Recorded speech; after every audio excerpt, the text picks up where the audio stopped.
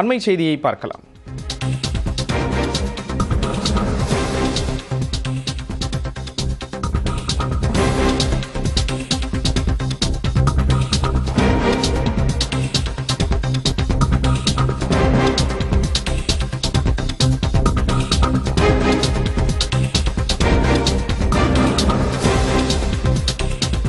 தாய் கழகமாம்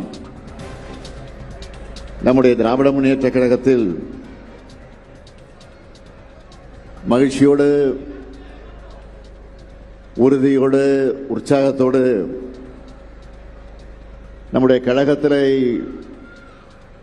வந்து இணைந்திருக்கக்கூடிய உங்க எல்லாரையும் முதல்ல வருக வருக வருக என நான் வரவேற்க கடமைப்பட்டிருக்கிறேன். தலைமை கழகத்தினுடைய சார்பில் தலைமை தொண்டனாக உங்கள் அனைவரையும் நான் வரவேற்க கடமைப்பட்டிருக்கிறேன். 75 ஆண்டு காலத்தை கடந்திருக்கக்கூடிய, பவள விழா கண்டிருக்கக்கூடிய திராவிட முன்னேற்ற கழகத்துடைய இயக்கத்திற்கு நீங்கள் எல்லாம் வந்திருக்கீங்க.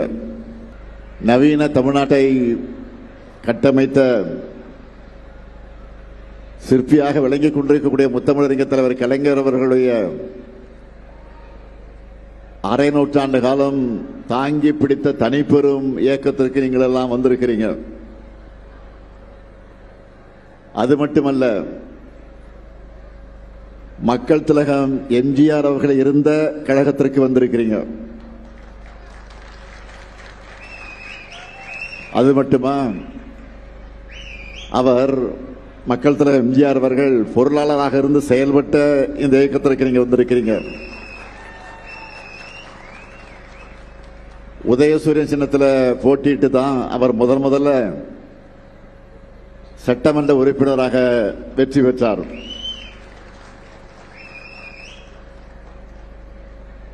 அதற்கு பிறகு தனி கட்சி கண்டார்.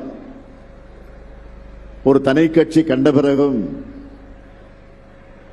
தலைவர் கலைஞர் அவர்களை சட்டமன்றத்தில் ஒருத்தர் தலைவர் கலைஞருடைய பெயரை குறிப்பிட்டு பேசினப்போ, அன்றைக்கு சட்டமன்றத்தில் முதலமைச்சராக இருந்த எம்ஜிஆர் அவர்கள் அதை கண்டிச்சார். என்ன சொல்லி கண்டிச்சார் தெரியுமா? உங்களுக்கு நான் தலைவராக இருக்கலாம், ஆனால் எனக்கு தலைவர் கலைஞர் தான் என்று சொல்லி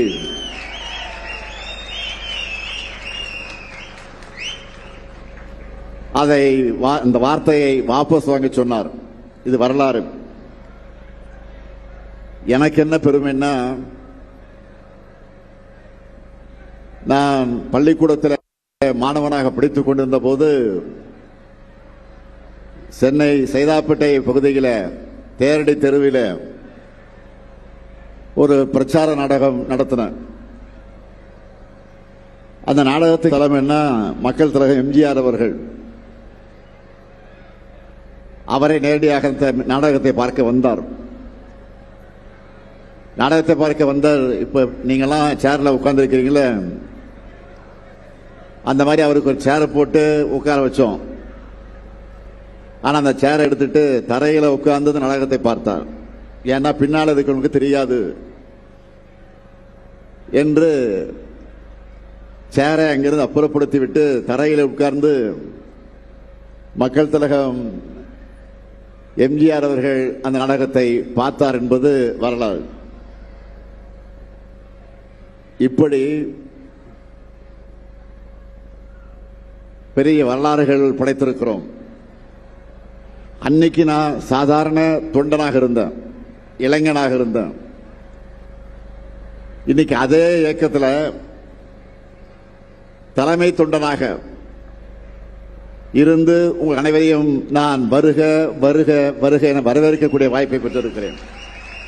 தமிழ்நாட்டின் வளத்துக்கும் நலத்துக்கும் உண்மையான காவல் அரண் திமுக தான் என்ற புகழை காப்பாற்றுகிற வகையில் தொடர்ந்து நாம் பணியாற்றுவோம்.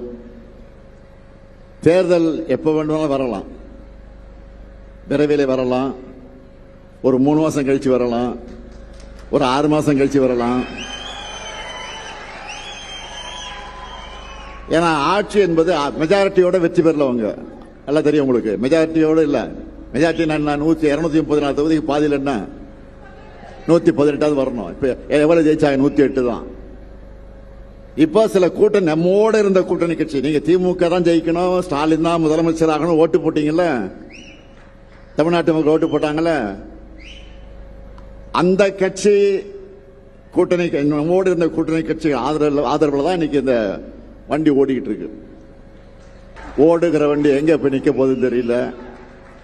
ஆனா எது நடந்தாலும், எப்ப எது நடந்தாலும், எந்த நேரத்தில் தேர்தல் வரலாம், எந்த சூழ்நிலை வரலாம். 100% நம்ம ரெடியா இருக்கணும். எனவே கழகத்தினுடைய வெற்றிக்கு இந்த நிமிஷத்திலிருந்து உழைக்க தொடங்குவோம், பாடுபடுவோம், பணியாற்றுவோம் என்ற உறுதி எடுக்கிற நிகழ்ச்சியாக இந்த நிகழ்ச்சியை நான் பயன்படுத்திக் கொள்ள விரும்புகிறேன். பொதுவா ஒரு தேர்தல் முடிஞ்சிச்சுன்னா என்ன நடக்கும் தெரியுமா? தேர்தல் முடிஞ்ச உடனே வெற்றி பெற்ற இயக்கத்தை நோக்கி நிறைய பேர் போய் சேர்ந்துருவாங்க. எதிர்கட்சியிலிருந்து விலகி ஆளுங்கட்சிக்கு தான் நிறைய பேர் போய் சேருவாங்க. ஆனா இங்க என்னன்னா,